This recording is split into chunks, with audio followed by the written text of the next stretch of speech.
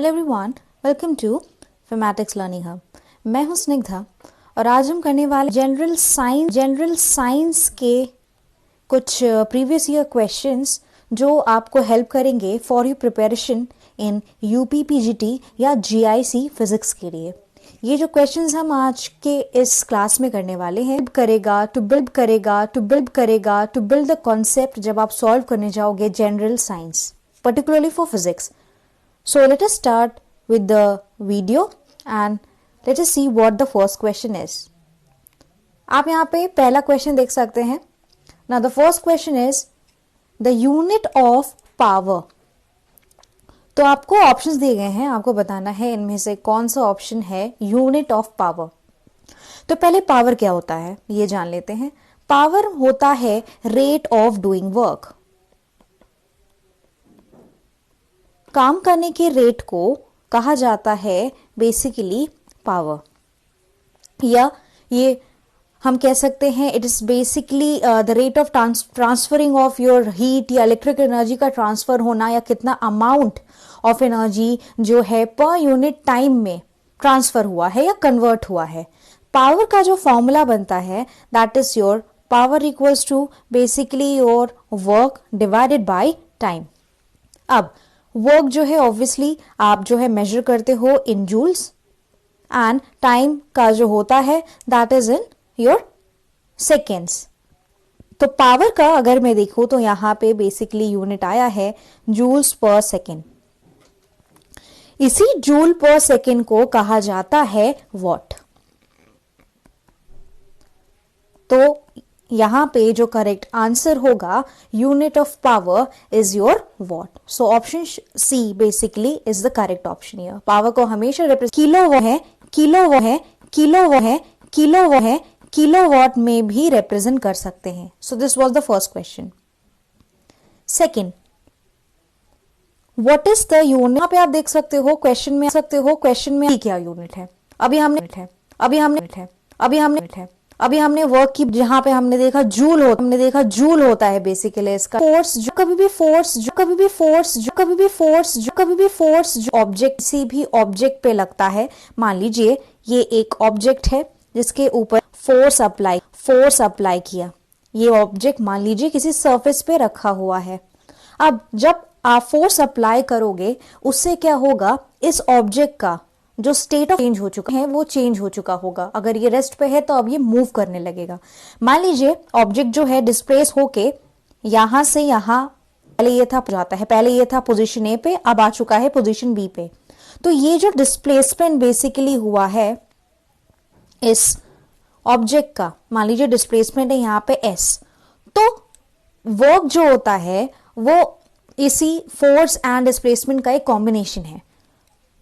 So basically your work is given as scalar product or dot product between the force and your displacement. यहाँ पे जो है obviously ये dot product है और हमें पता है dot product जो होता है ये एक scalar value ही देगा, क्योंकि that's why it is called a scalar product. तो work जो है वो उसका nature है scalar. Okay? तो वर्क जब कभी भी हम यहाँ पे निकालेंगे, ऐसा यूनिट की बात करेंगे, तो क्योंकि देख लीजिए यहाँ पे वर्क जो है फोर्स और सिंपल शब्द में का है तो फोर्स और जो है डिस्टेंस या डिस्प्लेसमेंट का प्रोडक्ट है, राइट. एंड फोर्स का आपका होता है न्यूटन एंड डिस्टेंस या डिस्प्लेसमेंट का होता है मीटर. सो न्यूटन मीटर इसी को कहा जाता है as your joule. So here the correct answer will be option number A which is your joule. Let us see what is the next question now. This is your question number 3 basically. Now, frequency is measured in. Frequency को हम किस में measure करते हैं? Basically यहाँ पे पूछा गया है कि frequency की unit क्या है. Okay? Frequency होती क्या exactly? जैसे अब अगर हम साउंड का चैप्टर पढ़ते हैं तो कोई भी ऑब्जेक्ट जो है वो वाइब्रेट करता है तो वो एक साउंड प्रोड्यूस करता है. हर एक साउंड का एक अपना फ्रीक्वेंसी एम्पलीट्यूड होता है.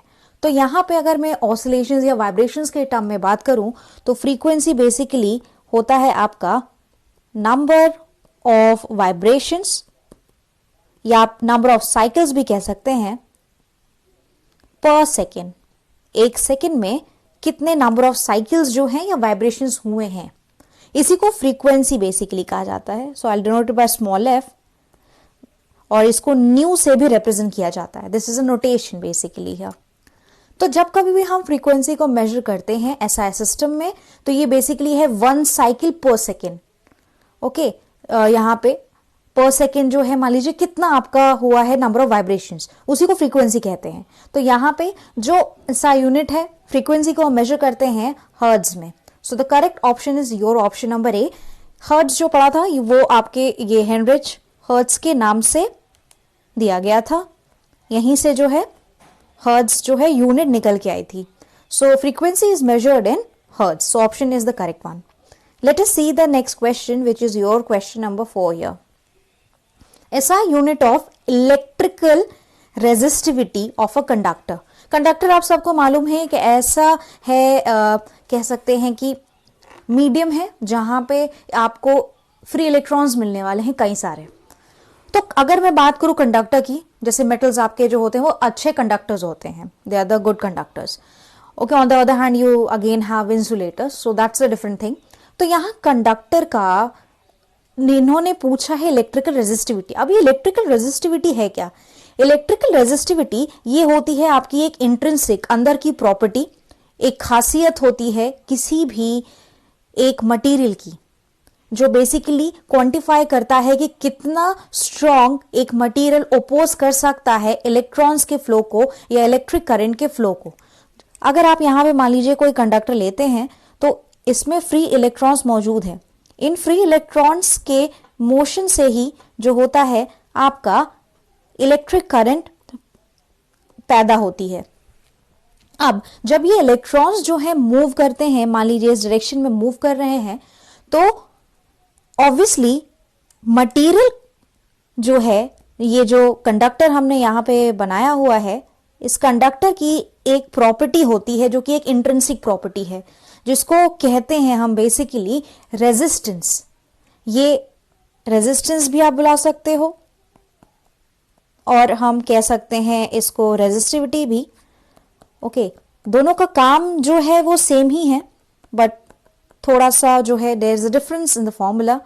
अगर मैं बात करूं रेजिस्टिविटी की, रेजिस्टिविटी का जो फॉर्मूला होता है वो होता है resistance into area. Area of the conductor means कितना यूनिट सेक्शन है, इसका area of section divided by the length of the conductor. तो लेंथ कुछ होगा इसका, एंड इसका ऑब्वियसली क्रॉस सेक्शन कुछ एरिया होगा. ओके, सो ये जो है आपका rho, this is basically your resistivity and R is your resistance here. तो हम पर्टिकुलरली यहां पे बात कर रहे हैं रेजिस्टिविटी की, जो कि एक इंट्रिंसिक प्रॉपर्टी होती है जो बताता है कितना स्ट्रांगली एक मटेरियल जो है ओपोज कर सकता है to the flow of electric current. अगर किसी मटेरियल की रेजिस्टिविटी लो है, ओके, तो ऑब्वियसली उस कंडक्टर में जो है इलेक्ट्रॉन्स जो है बहुत इजीली मूव कर सकते हैं या इलेक्ट्रिक करंट बहुत इजीली फ्लो कर सकता है. तो जब कभी भी हमें मेजर करना हो your electrical resistivity of any conductor, तो हम उससे मेजर करते हैं in terms of your ohm metre. तो यहाँ पे ऑप्शन डी जो है, यहाँ पे आप करेक्शन कर लीजिए, this is basically your ohm metre. So option D will be the correct option here, क्योंकि आपके रेजिस्टर का जो यूनिट होता है वो होता है ओम. एरिया ऑफ क्रॉस सेक्शन का मान लीजिए हो जाएगा मीटर स्क्वायर, एंड लेंथ का हो जाएगा मान लीजिए मीटर. तो जैसे ये मीटर और एक यहां से कट चुका होगा, तो रो का जो आपका रेजिस्टिविटी है उसका यूनिट निकल के आ जाएगा एज ओम मीटर, जो कि है आपका option number D. So only you need to simply correct हो, यहाँ पे ऑप्शन है ohm metre. I hope this is clear to you. Let us see the next question here, which is your question number 5. Question है कि light year is the unit of. Light year किसकी unit है? क्या distance है, time है, speed of light है या intensity है लाइट की? तो यहां पे मैं बता दूं, लाइट ईयर जो होता है वो आपका यूनिट है एस्ट्रोनॉमिकल डिस्टेंसेस की. तो यहां पे जब कभी भी हम बात करते हैं एस्ट्रोनॉमिकल डिस्टेंस की, मीन्स जो है ये आपका बेसिकली यूनिवर्स में एप्लीकेबल होगा। स्पेस में जब आप डिस्टेंसेस मेजर करते हो वो बहुत ज़्यादा लार्ज डिस्टेंसेस होते हैं जिसको हम सिंपली मीटर्स में बयां करना थोड़ा मुश्किल होता है, तो वहाँ पे एक खास नोटेशन इस्तेमाल किया जाता है, यूनिट इस्तेमाल किया जाता है। एस्ट्रोनॉमिकल वे में हम जो है डिस्टेंस को एक्सप्रेस करते हैं। सो लाइट ईयर जो है आपका एस्ट्रोनॉमिकल डिस्टेंस है बेसिकली, जो कि इक्वलेंट होता है टू द डिस्टेंस जो कि लाइट ट्रैवल करता है इन 1 year. Okay, so it is basically the distance travel by the light in 1 year. तो इसी को हम कहते हैं लाइट ईयर। तो यहाँ पे लाइट ईयर से मुझे यही समझ में आया कि ये बेसिकली आपका डिस्टेंस है। तो लाइट ईयर जो होती है वो यूनिट है डिस्टेंस की। So option A is the correct one. Let us see the next question now.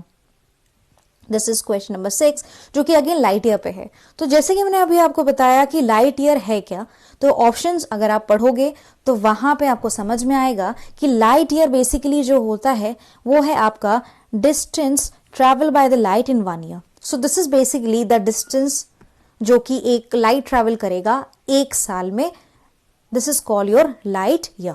I hope यहां तक आपको समझ में आ चुका है। Let us now proceed to the next question, which is your question number 7 here. A parsec जो कि यूनिट है डिस्टेंस की, जिसका इस्तेमाल किया जाता है to measure the distance related to किससे, स्टार्स से in the sky. So sky में जब हम डिस्टेंसेस मेजर करते हैं वहां पे रिलेटेड टू द स्टार्स, तो 1 पार्सेक जो है बेस जो कि एक यूनिट ऑफ डिस्टेंस है वो किसके इक्वल है, कितने लाइट ईयर्स के बराबर है। Okay, so this is what you need to know. तो यहां पे मैं आपको बता दूं, अगर हमें रिलेशन निकालना है तो पहले तो मैं बता दूं जो आपका वन पार्सेक होता है वो एक्चुअली कितने मीटर होता है, ये आपका होता है 3.08 into 10 to the power of 6 metre. Okay, let us see 1 light year किसके बराबर है। Now your 1 light year is actually equal to your 9.46 into 10 to the power of 15 meters. Okay, अब आप यहाँ पे सिंपली जो है 1 पार्सेक को कन्वर्ट कर सकते हो। 1 लाइट ईयर का आपको पता चल चुका है इतने मीटर। सो यहाँ पे आप यूनिटरी मेथड का इस्तेमाल करोगे कि अगर 9.46 into 10 to the power 15 metre होता है 1 लाइट ईयर के बराबर, तो obviously 3.08 into 10 to power of 6 metre कितने लाइट ईयर के इक्वल होगा। So when you apply that method, आपको यहाँ पे 1 पार्सेक की जो वैल्यू मिलने वाली है, it will coming out as 3.256 light years. Okay, so यहाँ पे मुझे जो ऑप्शन मिल रहा है वो है आपका near to this one 3.25 light years. So आप डायरेक्ट वैल्यू भी याद कर सकते हो, otherwise you can simply find out this way.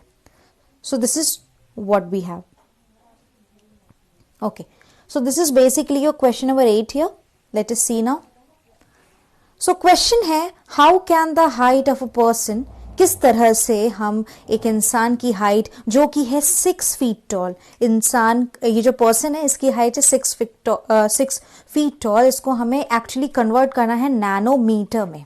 Okay, तो बहुत इंपॉर्टेंट है कि आपको पहले पता करना पड़ेगा कि जो है ये 1 नैनोमीटर एग्जैक्टली है क्या। तो हमें यहाँ पे 6 फीट को डायरेक्टली जो है कन्वर्ट करना है किसी तरह से इनटू नैनोमीटर। तो चलिए रिलेशन फाइंड आउट करते हैं किस तरह से हम कर सकते हैं।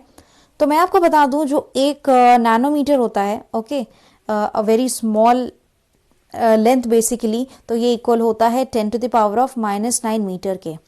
एंड अगर मैं बात करूं 1 फीट की, तो 1 फीट जो होता है वो इक्वल होता है आपके 0.305 मीटर के।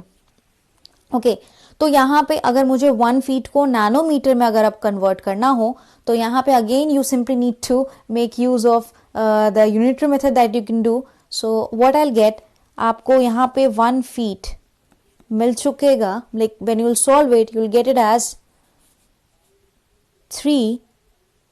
30.5 into 10 to the power of 7 nanometre. तो तो ये 1 फीट जो है इतने नैनोमीटर के इक्वल हमें मिल चुका है। 6 फीट का निकालेंगे तो आपको डायरेक्ट मल्टीप्लाई करना है। तो 6 फीट का जब आप निकालोगे तो यहाँ पे आपको मल्टीप्लाई कर देना है 6 को with this value 30.5 into 10⁻7 nanometre. So when you multiply आपको वैल्यू यहाँ पे मिलने वाली है as 183 into 10⁻7 nanometre. Okay, so यहाँ पे option number C is the correct one, right. तो कुछ इसी तरह से आपको ये क्वेश्चंस करने होते हैं। Next what we have is the question is which unit of measurement is multiplied. कौन से मेजरमेंट, कौन से यूनिट के मेजरमेंट को आपको मल्टीप्लाई करना पड़ेगा 0.39 से, ताकि आप इसको कन्वर्ट कर सको इनटू इंचेस। ओके, तो यहां पे मैं आपको बता दूं जो 1 सेंटीमीटर होता है वो बेसिकली आपका होता है एज 0.39 इंचेस।